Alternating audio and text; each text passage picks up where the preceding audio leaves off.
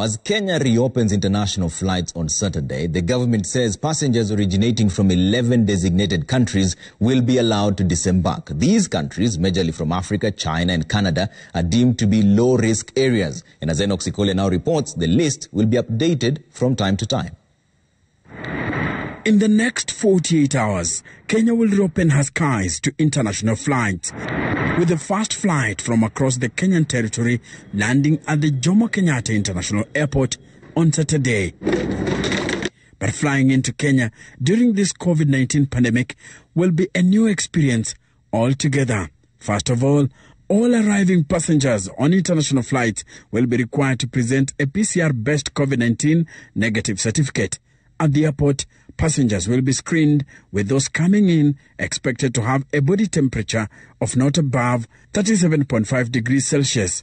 COVID-19 related symptoms will also be checked on all passengers, and only those deemed okay will be let through without being quarantined for 14 days. Let me say this is not a blanket approval, and so we do have initially a list of countries from which passengers will be allowed.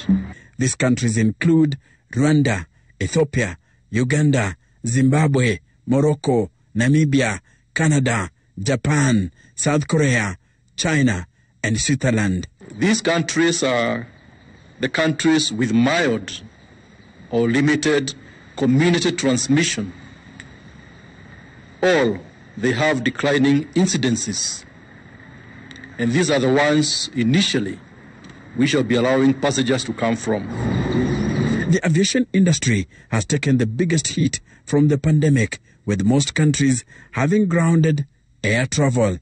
Kenya Airways, for example, had reported a loss of 10 billion shillings in revenue as a result of the pandemic. The Transport CS says the reopening of the skies will bring back tourists and investors, directly impacting the country's economy. You know, Nairobi is an investment hub, not just for East Africa, but the entire region. And so we shall have investors, we shall have business people now having to travel to Nairobi to be able to do their business. And of course, trade.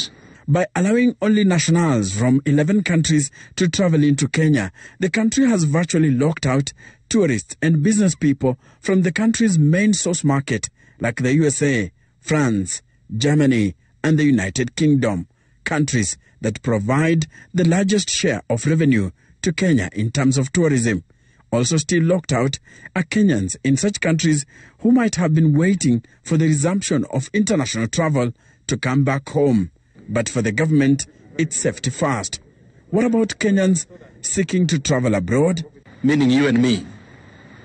They'll be required to abide by the particular travel, health, and COVID-19 related requirements of the destination country.